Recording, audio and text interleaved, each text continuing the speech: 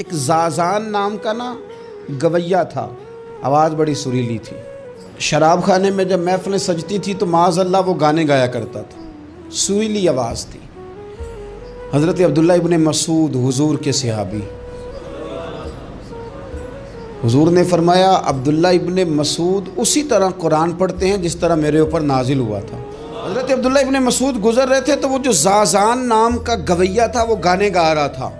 हज़रत अब्दुल्ला इब्ने मसूद गुज़रे तो अब दर्द था ना दिल के अंदर, और अगर किसी ने तौबा करनी है तो एक जुमले से भी कर लेनी है। आप गुज़रे, सुरीली आवाज़ कानों में आई, खड़े होकर कहने लगे कौन है?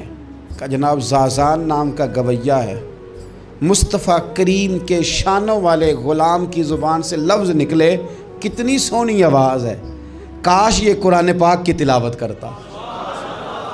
अल्लाह अकबर, काश कोई ऐसा हो तो सही जो हमें कहे कि काश यार तू कुरान पढ़ता, कितनी सोहनी आवाज़ है, काश तू नात पढ़ता। कोई कहे तो सही, कोई कहता ही नहीं। हज़रत अब्दुल्ला इब्ने मसूद कहने लगे काश ये कुरान पाक पढ़ता। ये कह के चले गए। बाहर वो निकला ना, जब सारे लोग बाहर निकले उस माज़अल्लाह बुरी मजलिस से, तो चेम गोइयाँ हो रही थी कि आज तो यहाँ हज़रत अब्दुल्ला इब्ने मसूद भी आए थे। तो ज़ाज़ान से किसी ने कहा कि आज ना हज़रत अब्दुल्ला इब्ने मसूद ने तेरी आवाज़ सुनी, तेरी आवाज़। तो वो कह रहे थे काश इतनी सोहनी आवाज़ से कुरान पढ़ता तो मज़ा आता, काश। वो कहने लगा नबी पाक के सहाबी ने मेरा नाम लिया है, गवैया होके मेरा जिक्र किया है।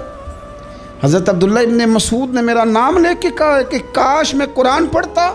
और मेरे लिए कहा मुस्तफ़ा के सहाबी ने, हुजूर से कुरान सीखने वाले की ख्वाहिश है कि मैं कुरान पढ़ूं। दौड़े गए, किधर मिलेंगे अब्दुल्ला इब्ने मसूद? फलां जगह गुस्ल किया, वज़ू किया, पैरों में लग गए जाके। कहने लगे सोनिया, जिसके कुरान पढ़ने की तारीफ़ मदीने वाले करें वो मेरे बारे में कहे कि मुझे कुरान पढ़ना चाहिए था। आज से मैंने ठोकर मारी सारे गानों को, सिखाओ मुझे कुरान, मैं कुरान ही पढ़ा करूँ।